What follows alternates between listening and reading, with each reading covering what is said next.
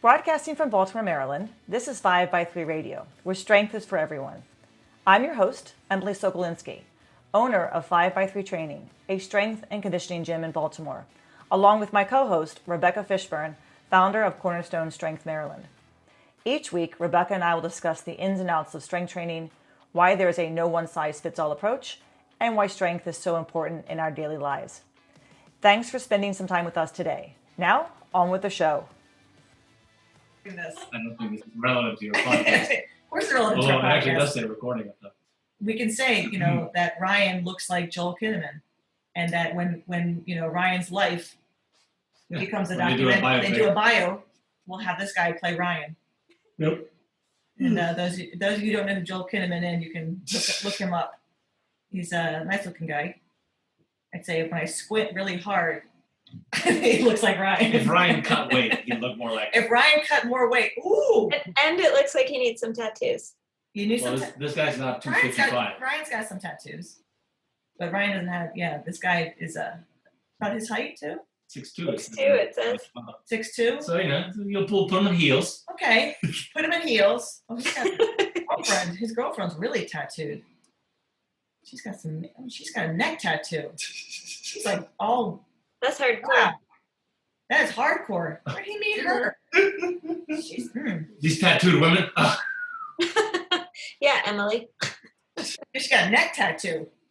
Yeah, She's completely covered. I wouldn't put that past you. Right. All right. Hi, everybody, and welcome back to another 5x3 podcast. I'm here with Rebecca, of course. And Hello. Today's podcast, we thought we'd discuss something, and it's going to be a quick one, we think. We always think we that. we hope. It's a topic that we discuss quite a bit at our workshops. Diego and I do when we discuss programming at the end of any of the workshops and barbell camps that we do, and it's the topic of consistency. And I speak about this a lot with my clients, and Rebecca, I'm sure you do too. That people ask us, what's my goal? Do I, what number should I hit? Do I need to shoot for a 315 pound squat? And when am I going to get that 200 pound press? And I just look at them and say, you know what? Just show up. If you show up 3 days a week. Yeah, it's like that journey of 1,000 miles. Right? Starts with one step or whatever it is. Exactly. If you here's what I want you to do for the next 3 months. I want you to show up at your training time, and it can change, but you have to make an appointment. Put your, we're doing a train schedule right now. So put your name down on that train schedule, make the appointment with yourself, and show up. You show up and you put the work in, you will make progress, and you will hit that number, or maybe you'll even go beyond that number, but that number isn't anything if you don't show up and put in the work. So consistency. Yeah, no, I was kind of thinking two things when you're talking about that.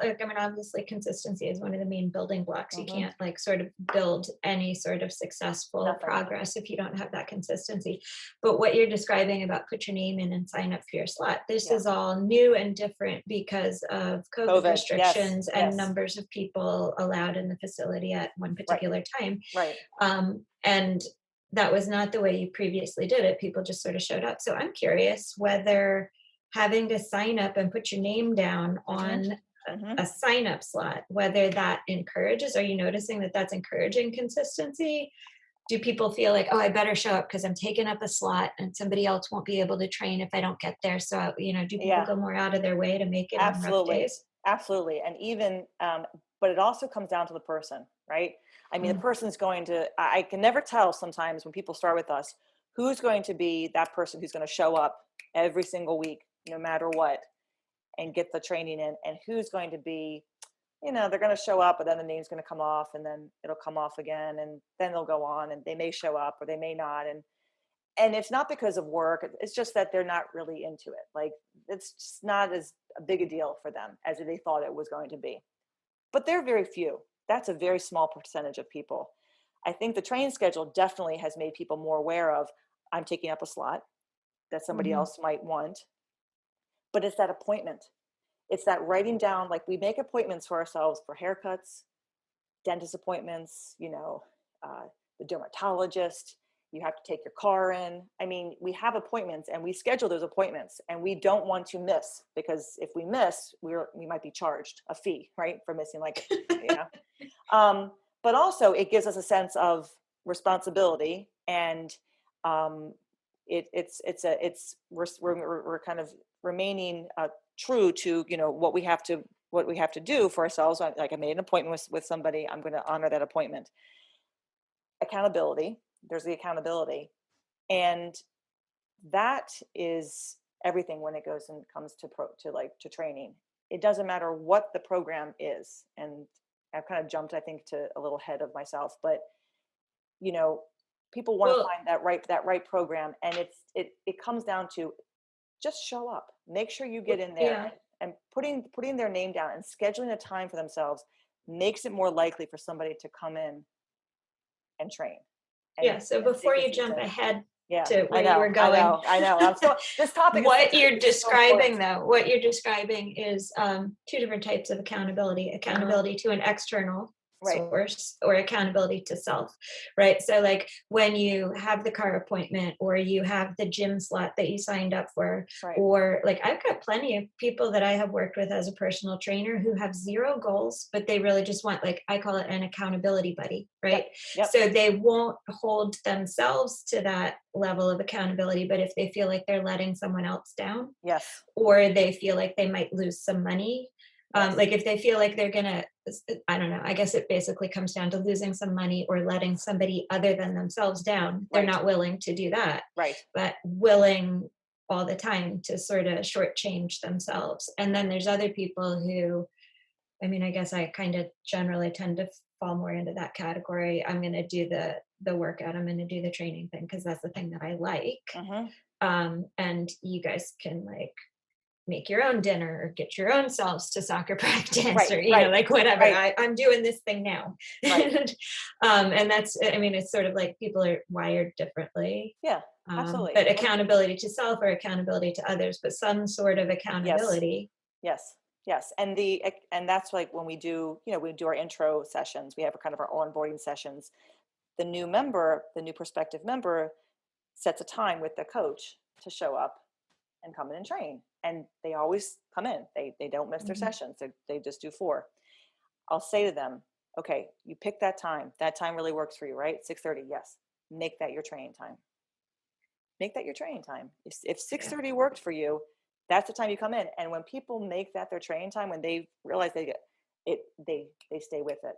They stay with it, and they don't quit. Then they stop questioning also the program. And this is what comes. This is where we talk about the consistency in regards to the programming kind of Q&A. When we do the programming section of our workshop, and Diego always says, the most important thing about programming is you need to be consistent. Number one. Like, he doesn't think of anything else when it comes to programming. Sure, you have to have a program, but to be honest, unless it is the stupidest program in the world, and it's got to be really dumb, and I don't think there are that many dumb programs out there. I mean, I'm sure there are dumb programs, but it's got to be like so bad. But even that, if you are consistent with that program, whatever it is that you've been put on, you will make progress. You will make progress. Something will change in you. Because because you are consistent, because you do it 3 days a week. So something will change in you. You may not get stronger, but maybe you get more conditioned. But maybe, whatever it is, the more consistent you are, the better you get at something, right? It's practice. That's what we're doing when we get into the gym and we train. We practice. And I tell people all the time when they get frustrated on their squat, I said, think about it. You're going to come in next time and you're going to squat again. You get another chance to practice. It's when you stop doing that's when you don't make progress, and then it becomes this gerbil or hamster in a wheel, spinning and spinning and spinning, because you're not consistent, because you show up 1 week and then you don't show up for 2 weeks. And some people, it works for them. Some people, that does work. They're okay with like showing up 1 week and then not coming for 2 weeks and then showing up again, and they're still happy and they're still moving along. But the more consistent you are, if you really are dedicated or want to dedicate yourself to this, the better the progress will be. And Diego says anything else is just, it's easy. It's easy if you just let yourself, if you show up, you put the work in. You were going to say, I think I started to kind of. Oh, no, I mean, I was just thinking, like, we're talking about like accountability, and sometimes, for people, it's easier to have that accountability to an external source. Right. But if you keep showing up, you keep doing the thing, it's not like, sometimes the change is that you develop the habit, right? And so and that's a piece of it too. Yes, absolutely. And there are certainly days where the only thing that gets me or other people into the gym and doing the lift is just like, this is what I do. This is the habit. This is like just the way things go. Right. You have a client you were mentioning to me, and I've had numerous clients too, who, come in, they want to start a strength program. They want to get stronger. Oh, but at the same time, I'd like to lose 20 pounds. Yeah. So, and then, what do you do when you have a client who comes in who wants to get stronger, but then they also have, but at the same time, I want to drop 20 pounds. And either way, it's consistency, right? It's like finding the program that's going to help you reach your goal, whether your goal is to gain strength in the gym, get to your 315 pound squat, 200 pound press, whatever it is, or it's like, body recomposition, losing body fat, whatever it is, it's going to take time and it's going to take some patience. And that's, I think, where a lot of people get frustrated, because they're looking for the quick result, shiny object, something pops up on their, their news feed, whatever. And they're like, oh, here's a product I can buy that can get me the result, or here's a program I can pay for that will get me the result I'm looking for quickly without having to put in the work. Whatever the goal is, it's going to take some work. I mean, there's like a few people who are very blessed and kind of don't need to put in as much work as most other people, but that's not generally the case. And that's what I say to people. And I think I've talked about this before on another podcast, but when people, most people will come in and they want to get stronger. They want to start the strength program. And then also at the same time they say, oh, and I when we get into this, I'd also like to talk to you about nutrition. I'd like to talk to you about eating. And I say to them, great, we can do that. I said, first though, I want you to give yourself at least 3 months to build a habit of making yourself train, of coming in 2 or 3 times a week, whatever you can do, and train. You see that logbook that you're filling in? Yeah. And you see every time you come in there, you write down what you're doing and you keep track of your weights. Yeah. I said, that's going to eventually be what you're going to do with your nutrition, but we're not there yet because we haven't built this habit yet. So you talked about, going back to what you talked about with a habit, you're creating a habit by showing up. And that is, for me, I find that if I can get somebody to understand how they've created a habit here, I'm probably more likely to help them understand and have better results when they decide that now is the time to focus on my eating, because I've been tracking my weights, I've been tracking my lifts. Now my coach is saying, okay, I want you to track your food for a week.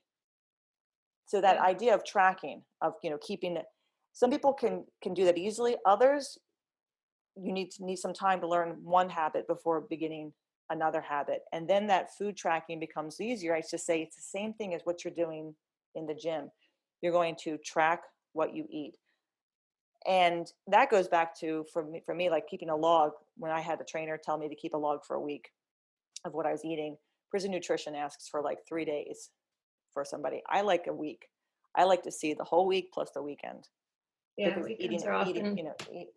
eating is often off on the weekends. But I don't ever try to help somebody with nutrition before they have proven to me that they can get into the gym and train. Yeah. Right? Well, I mean, I think that makes, good sense, because like you're talking about, we're talking initially about accountability, or, accountable to someone else or to oneself. What you're doing in the gym, and you're, applying a titrated amount of stress at a particular intervals. That's something that everyone can witness. Everyone can see that you show up. Everybody at the gym can see, like you can check your training log. Your coach can say, Yep. You didn't add whatever it is, 5 pounds, or I see you skipped a workout, or that kind of thing. Right. Whereas, the eating, that's like the whole other 23 hours out of a person's day, and their weekend and their day offs, and who knows, right? So it's like you've got to develop these sorts of habits and accountability to self Yeah. for those hours when people aren't going to be, oh, what'd you eat? What are you eating over there in the pantry with the door closed behind you? Right. And you can have moments like that. And I think I tell people, like, it's okay to have those, you're going to derail. You're going to derail. But if you have built up some type of consistency and you build a habit of logging or, and tracking, you can have those derail moments because you know how to get back on. You know how to get back on that track. If you've never established a habit, and that's why, I don't give meal plans to people. I'm not a dietitian. We're not dietitians here. We're not nutritionists. I don't tell people what to eat. I encourage them to eat certain, amounts of protein or carbs or fats. Like, they're all good for you. You need to eat them.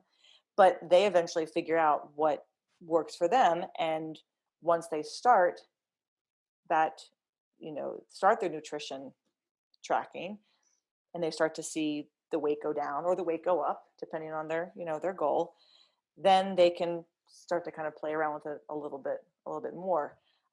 It is like a little linear progression, right? I mean, it's a little different because it's kind of messier than that nice like line going up as you're getting stronger and adding 5 pounds to your bar. But at least and I tell people, you need to give it a month. I had a client who, after like a week, just threw her hands up, and I yelled at her. I didn't yell at her, but I snapped at her. And I said, what happened? She goes, well, I didn't lose any weight. I stopped losing weight. I said, it's been a week. Oh my. I said, no, we're not having that. I said, you're not doing that. I said, you cannot go by a week or 2 weeks or 3 weeks, because that weight's going to look like up and down. And then, but the trend you want to see is the trend going in the direction that you want it to go in, up or down. That takes a good month, because you're trying to build a habit. You're trying to build a habit of tracking, or, figuring out what foods you like and figuring out your schedule. Shift workers have the hardest time figuring out when to eat, right? My nurses. Yeah. They're out, and they have a schedule. So I finally was like, they've got this schedule. One of my nurses is 7 a.m. to 7 p.m. Is that right? No, 7 p.m. to 7 a.m. Great. I made a schedule for her from 7 p.m. till 7 a.m. These are the times that you have to eat every 4 hours. You need to have food. Because that's your day. Like, my day is breakfast, lunch, dinner, maybe a snack, something like that. Your day is 7 p.m. to 7 a.m. as opposed to 8 a.m. to, 8:30 p.m. for me. She listened to me because she's my friend and I like her and she likes me. And she came to me the other day and she said, can you read my food log? She said, take a look at my food log. I almost hit 200 grams of protein. And I said, how are you doing with the schedule? She goes, I'm eating. I'm hungry now every 4 hours, but she wasn't before. Yeah. But it's taken a month. And we think that, like, in a week, we should be like strong as an ox. How come everything is still so weird? How come I can't squat right? How come I can't press right? How come it's a week? Can you give yourself a month? Good. Can you give yourself 2 months? Okay, now 3 months, 4 months. Okay, now we've built a habit, right? I think they say it takes 2 weeks to build like a habit. I tell people when they start to lift, or you need to give yourself a month to build that habit. I feel like that's a good sense. If you can stay consistent for a good month of training, you're probably going to do very well. It's going to probably become part of your life. But if you're already skipping sessions within that month, it's not going to bode well for progress. Yeah. Well, I mean, there's progress, right? Like the lift's going up. Mm-hmm. But the other thing that is a benefit from consistency is like injury risk reduction. Yep. So if you are sort of, like the weekend warrior, or you take a week off and expect to come back and just go ahead and add 5 more pounds or whatever it is, even though you've had a week off, that's a situation where without that sort of consistency, you're going to be more likely to injure yourself, or you get the excessive or rapid increases, jumps that you're not quite prepared to make. So that the consistency in the workload helps make you more durable all around. So there's the progress on the bar, right? Like what weight you're able to move, but there's also like life progress, like how durable you are, how injury resistant you are. And that's another kind of progress. Like you don't have to start and stop with your training because you took a week off, came back, pushed it too hard, got yourself injured, and then were forced to take some time off to recover. If, that's why a lot of times, like when we did the injury stuff, or the pain episodes, like completely shutting down, not training, not trying to maintain any kind of consistency if you're able to, is generally not the recommended approach. No, I was listening to a good podcast that Diego suggested. He listens to, what's it called? Hold on, let me find it. It was about, they were discussing pain, and he wanted me to hear it just because it was like, everything that we've been talking about. He wanted me to send it to one of my clients because he thought it would be a good episode. Iron Culture is the podcast. And you are hurt, now what? Practical tips with featuring 3 physical therapists, 3 PTs they had on. And it was quite a long podcast, but it was the same, it's similar to what we were talking about, how even if you hurt yourself, how can you maintain some kind of consistency in the gym to continue to train? The modifications you can make. Even though you can't use the barbell right now to back squat, because something's bothering you. Well, can you use a dumbbell? Well, can you do a box squat? Well, why don't we do some lunges today? And then eventually get back to that exercise that you enjoy doing. That's, that you really want to be part of your program. Or sometimes that exercise may not be part of your program anymore, but it was the maintaining some kind of consistency in your training, even though you may not be 100%. And that is where people kind of go off too. Great. Like, oh, my finger kind of hurts today. Well, I'm going to skip a week. Yeah, I know someone like that. I'm married to someone like that. We've trained our clients well. And even our new clients, we've trained so well that I get emails from people. I got an email from one of my new guys who was playing kickball, and he got slammed with the ball in his hand. I guess he was the goalie or something, or somehow they hit his hand. So his bruise, like his pinky and first and middle finger, they're kind of bruised. So he couldn't really bend it that well. So he took a Monday off, and he came in on Tuesday. He said, what can I do? I was like, oh, well, there's plenty you can do. He still was able to squat. We have the Viking press, so he's able to press overhead without having to hold onto a bar. We didn't bench for 2 days. We stayed with the Viking press, and he deadlifted with straps. And I laughed when I walked over to him at one point after we talked about what he could do. And I said, I just realized we had a client who had 2 missing fingers. He saw them off in a woodworking accident. Oh, Lord. He squatted, he benched, and he deadlifted with straps. And after Rob heard that, he was no problem. This guy was training with 3 fingers. And I'm just like, I'm boo-hooing about my little bruised finger. But the fact is, he came in, he showed up. And of course, we kept him training, and he didn't miss a beat. Stuff for him. Always. He liked, and he actually really liked the Viking press. I said, well, Diego swears by that. So, he goes, I might want to add that into my program. I was like, we can do that. So, he stayed consistent. He didn't miss at all. But I think it's because we've definitely encouraged our clients, like, we can keep you training. It is, and that's also because they want to. So when they come and they say to me, hey, such and such bothers me, or there's always a solution. There's a solution. And because they know there's going to be a solution, it doesn't even faze them that, to miss a day. Now, of course, there's always exceptions, but for the most part, if we can keep somebody, keep staying with that habit. I like that you said that is really the biggest thing, is like building that habit, because that habit will carry them so far.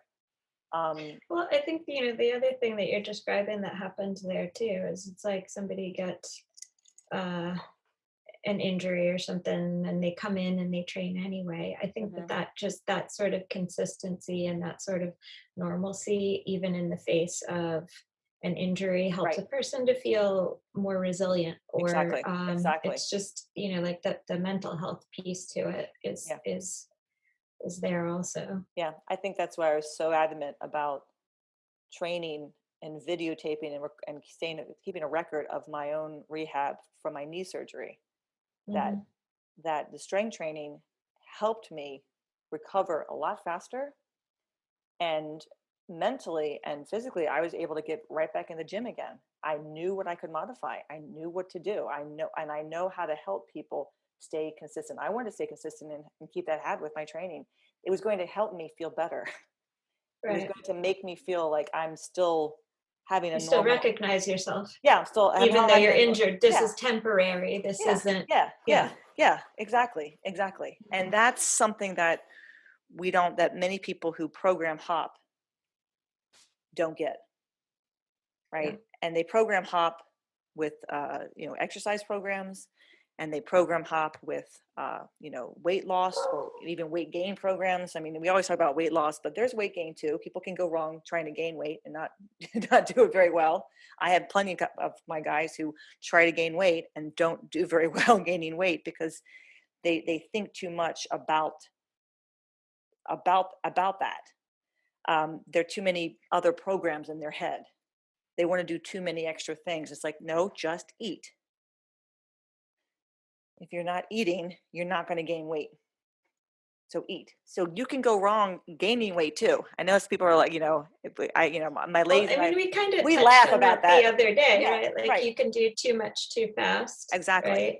Ends up Exactly. being not. You can always go wrong doing, with whatever it is, because there's that overthinking something. And we can overthink a lot of things. If you overthink too much, you're going to miss out on a lot, because now you're not being consistent with what you were given. Don't try changing something that's not broken. If it ain't broken, don't fix it. Stick with it. Stay with it. You will make better progress. You will see results faster. The slower the slower you go, right? It's not it's Mike's phrase when I talk about lifting, when he was working with me on my stone lifting. um, Fast is bad, slow is fast, fast is good. and Okay. that's basically, it's when you're picking up a stone, an atlas stone, you can't grab it, you can't just rip it off the ground, right? You have to be controlled. You have to learn how to pick it up appropriately. You pick it up the right way and you're slow and steady with it, you will get faster, because you learn to now pick up that stone the correct way, right? So control. People want to go so fast, then they make mistakes and then think, no, slow. Fast is bad, slow is fast, fast is good, kind of thing, right? So don't try to like speed up a process that requires a little bit more patience. Yeah, well, I mean, it's not like our culture really No, pushes patience or teaches it no, or no, no. encourages it much. We want an Yeah, immediate immediate result, gratification. So immediate yeah, gratification. Yeah, yeah. So I think that's Diego likes the word consistency. He uses that a lot, and he says every time he does the programming lecture now, that's his number one kind of go-to word. This is what programming is all about. Who cares what the program is? If you're not consistent, yeah. best program in the world is not going to do a damn thing for you. You're not going to make any progress, and then you're going to get frustrated, and then you're going to move on to something else, and just keep repeating that cycle over and over again. So I think that is all I have to say about consistency. I don't. Yeah, short podcast. Yeah, I wasn't. Consistency helps build good habits. That's right. It helps with reduced injury risk. It helps with outcome. It is habit based. It will Yeah. build good habits within the gym and also outside of the gym. right? It helps you. You have a schedule when you have a schedule with your training, when you're consistent with your eating, all of a sudden, you're gaining weight where you would need to, you're losing weight, performance is good in the gym, your, life is better, you're moving better, not feeling injured, all those good things. It's kind of, they all work together. They're all intertwined. Yeah, so I think we're just going to wrap up there with our discussion on consistency today. If anybody has comments or questions about the topic, of course, you can always It's like the send those. shortest podcast ever. Yeah, Emily. send those to us. I told you, send those to us. Me, Emily at 5by3.com, Rebecca at Cornerstone Strength Maryland at gmail.com. And thanks everybody. It was great doing this the podcast today, nice and quick, short and sweet. We hope to do more of these. All right, have a great week, and Awesome. we'll be back soon. Thanks, Rebecca. Take care. Bye. Thanks for listening to 5by3 Radio with Emily and Rebecca. If you like our show and want to know more about 5by3 training, please visit us at www.5, that's F-I-V-E, the letter X, the number 3.com. You can also find us on Facebook and Instagram. To learn more about Rebecca, please visit her website, cornerstonestrengthmaryland.com.